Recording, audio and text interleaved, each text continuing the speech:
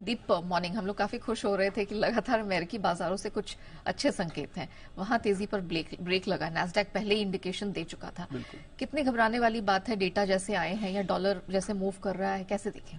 कोई ऐसे बड़े कंसर्न वाली बात नहीं है और कोई ओके। ऐसा चिंताजनक मूवमेंट भी नहीं हुआ है। 4 दिन की तेजी चल रही थी इससे पहले, तो उस पर अगर थोड़ा ब्रेक भी लग जाए तो कोई ऐसा कूल बड़ा ऑफ। इम्पैक्ट नहीं माना जाएगा। ओके। और हल्की फुल्की गिरावट अगर आप देखें भी, 2 दिनों का एक्शन भी अगर आप कंबाइन कर लें तो कोई ऐसी बड़ी गिरावट नैस्डैक में भी नहीं रही है। और ऑफकोर्स डाउ तो मंडे शाम को पॉजिटिव ही था, 300 अंक उछला था मंडे शाम को। उसके सामने 325 अंक ऊपर था मंडे को, उसके सामने कल करीब 200 अंक नीचे बंद हुआ। तो कोई ऐसे बड़ा रिएक्शन या बड़ी चिंता वाली बात, कोई संकेत ऐसे आ नहीं रहे हैं।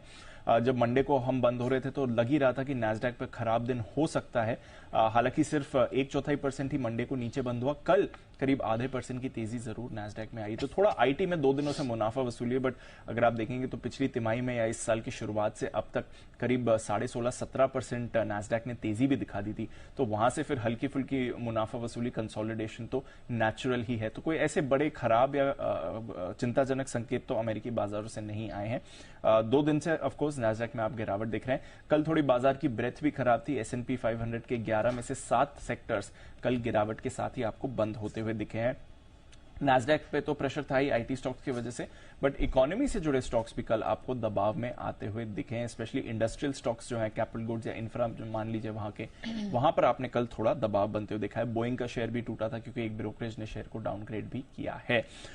छोटे बैंकिंग शेयर्स पर कल आपने दबाव देखा है। जितने भी रीजनल बैंक हैं इंक्लूडिंग फर्स्ट रिपब्लिक बैंक के कल फिसले हैं। जेपी मॉर्गन ने एक चेतावनी दी है। वो कह रहे हैं कि ये मान लेना कि बैंकिंग सेक्टर परेशानी से बाहर आ चुका है, ये गलत होगा। बैंकिंग संकट जो है अभी तक खत्म नहीं हुआ है, ऐसा जेपी मॉर्गन का भी कहना है।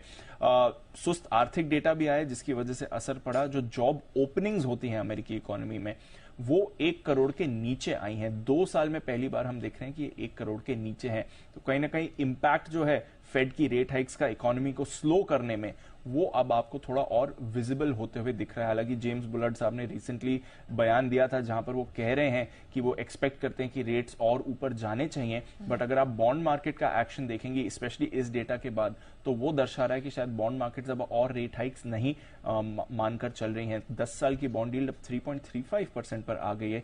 यही थोड़े समय हम पहले देख रहे थे 3.8% तक पहुंच चुकी थी।